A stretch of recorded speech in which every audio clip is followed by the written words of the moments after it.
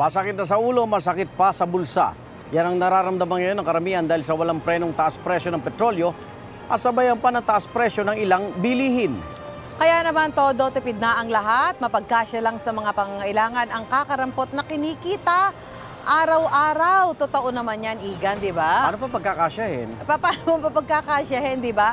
At eto nga, yung mga may trabaho nga, dumadaing, di ba? Yung kumikita ng maayos-ayos. Paano pa yung wala, di ba? Ang ating mga kapuso netizens, paano ba binabudget ang pera nila sa isang araw? Maris?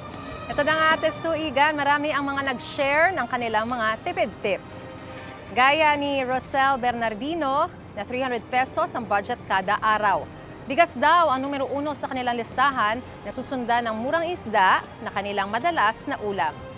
Sina Emelita de la Cruz at Genesis Canoneo naman, isang luto na lang para tipid sa gas at tipid din daw sa oras.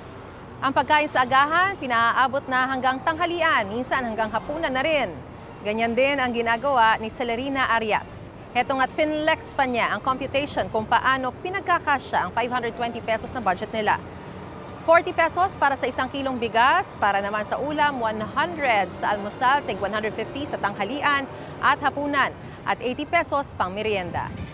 Si Friendly Fernandez naman naglalakad lang papuntang palengke at isang bilihan na lang daw ng pagkain para makatipid. Si Nicolas de la Mata naman, ulam na tatagal ng ilang araw ang niluluto gaya ng paksiw. Bukod sa hindi napapanis, init-init na lang daw, pwede na. Kapuso, mauna ka sa mga balita. Panoorin ang unang balita sa unang hirit at iba pang award-winning newscast sa youtube.com/GMA News.